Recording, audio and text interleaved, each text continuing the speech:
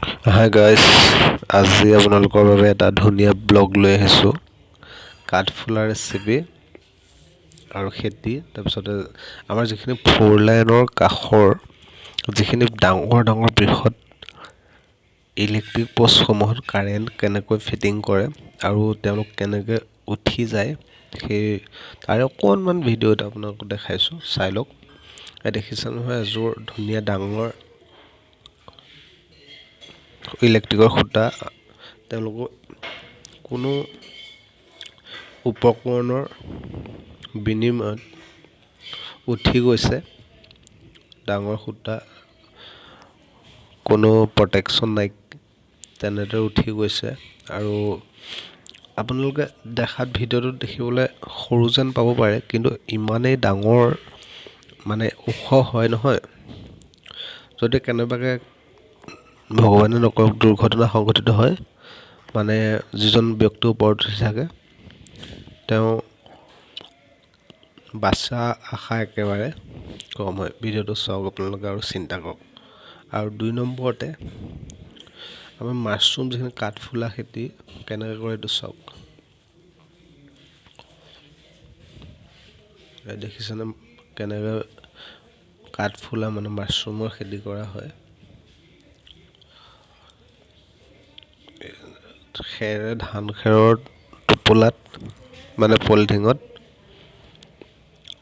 গুটিটো কৰি লয়।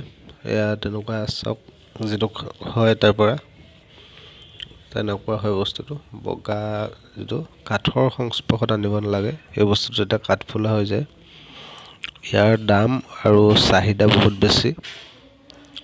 তাত খাদ্যৰ পান বহুত মানে ভিটামিন থকা যায়। আৰু এইটো কেনেকৈ বনাব লাগে মই অকণমান ভিডিঅ'টো দেখাইছোঁ। তেনেকৈ সৰু সৰুকৈ কাটি ল'ব লাগে। মই লৈছোঁ এটা বিলাহী সৰুকৈ আৰু এটা অকণমান বেঙেনা দিব লাগে কাঠফুলা বনালে, তেতিয়া তাৰ যিটো প্ৰয়োজন থাকে সেই প্ৰয়োজনটো কাটি দিয়ে বুলি কয় এটা বিশ্বাস। আৰু সৰু সৰুকৈ কাঠফুলাবোৰ কাটি গৰম পানীত দি ধুই ল'ব লাগে। তাৰ পাছতে আদা নহৰু জলকীয়া আৰু আলু পিঁয়াজ সৰু সৰুকৈ কাটি ল'ব ভালদৰে ধুই। তাৰ পাছতে মাংস যেনেকৈ বনায় তেনেকৈ বনালেই হ'ল। আৰু খালি এটা কথা মনত ৰাখিব যে সাৱধানতা যে কাঠৰ সংস্পৰ্শত আনিব নালাগে। যিটো মই ব্যৱহাৰ কৰা কটাৰীখন দেখিছে ন, তাৰ নালটো হ'ল প্লাষ্টিকৰ।